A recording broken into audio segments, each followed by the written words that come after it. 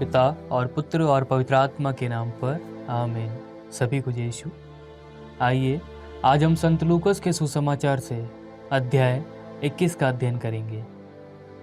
ईसा ने आंखें ऊपर उठाकर देखा कि धनी लोग खजाने में अपना दान डाल रहे हैं।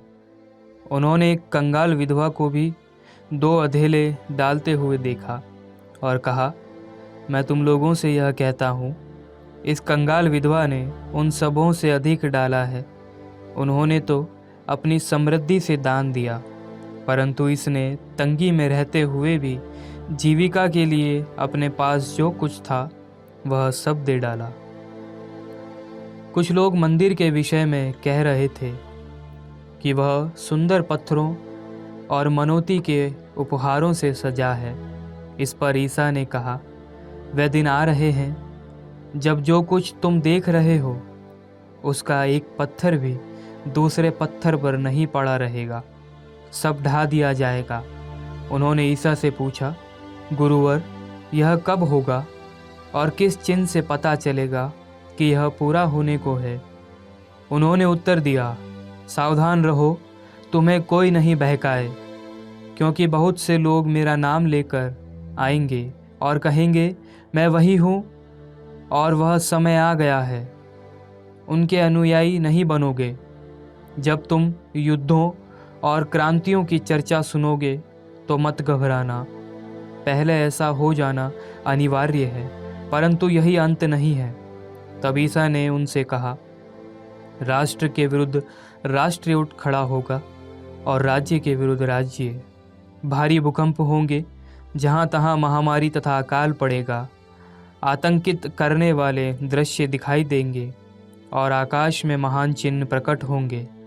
यह सब घटित होने के पूर्व लोग मेरे नाम के कारण तुम पर हाथ उठा डालेंगे। यह सब घटित होने के पूर्व लोग मेरे नाम के कारण तुम पर हाथ डालेंगे, तुम पर अत्याचार करेंगे, तुम्हें सभागृहों तथा बंदीगृहों के हवाले कर देंगे और राजाओं तथा शासकों के सामने खींच कर ले जाएंगे। यह तुम्हारे लिए साक्ष्य देने का अवसर होगा। अपने मन में निश्चय कर लो कि हम पहले से अपनी सफाई की तैयारी नहीं करेंगे, क्योंकि मैं तुम्हें ऐसी वाणी और बुद्धि प्रदान करूंगा जिसका सामना अथवा खंडन तुम्हारा कोई विरोधी नहीं कर सकेगा। तुम्हारे माता पिता, भाई, कुटुंबी और मित्र भी तुम्हें पकड़वाएंगे। तुम में से कितनों को मार डाला जाएगा और मेरे नाम के कारण सब लोग तुमसे बैर करेंगे। फिर भी तुम्हारे सिर का एक बाल भी बांका नहीं होगा। अपने धैर्य से तुम अपनी आत्माओं को बचा लोगे। जब तुम लोग देखोगे कि यरूशलेम सेनाओं से घिर रहा है, तो जान लो कि उसका सर्वनाश निकट है। उस समय जो लोग यहूदिया में हो वे पहाड़ों पर भाग जाएं, जो यरूशलेम में हो वे बाहर निकल जाएं, और जो देहात में हो वे नगर में न जाएं, क्योंकि वे दंड के दिन होंगे, जब जो कुछ लिखा है वह पूरा हो जाएगा। उनके लिए शोक जो उन दिनों गर्भवती या दूध पिलाती होंगी, क्योंकि देश में घोर संकट और इस प्रजा पर प्रकोप आ पड़ेगा। लोग तलवार की धार से मृत्यु के घाट उतारे जाएंगे। उनको बंदी बनाकर सब राष्ट्रों में ले जाया जाएगा और यरूशलेम गैर यहूदी राष्ट्रों द्वारा तब तक रौंदा जाएगा जब तक उन राष्ट्रों का समय पूरा न हो जाए। सूर्य, चंद्रमा और तारों में चिन्ह प्रकट होंगे। समुद्र के गर्जन और बाढ़ से व्याकुल होकर पृथ्वी के राष्ट्र व्यथित हो उठेंगे। लोग विश्व पर आने वाले संकट की आशंका से आतंकित होकर निष्प्राण हो जाएंगे, क्योंकि आकाश की शक्तियां विचलित हो जाएगी। तब लोग मानव पुत्र को अपार सामर्थ्य और महिमा के साथ बादल पर आते हुए देखेंगे। जब ये बातें होने लगेंगी तो उठकर खड़े हो जाओ और सिर ऊपर उठाओ, क्योंकि तुम्हारी मुक्ति निकट है।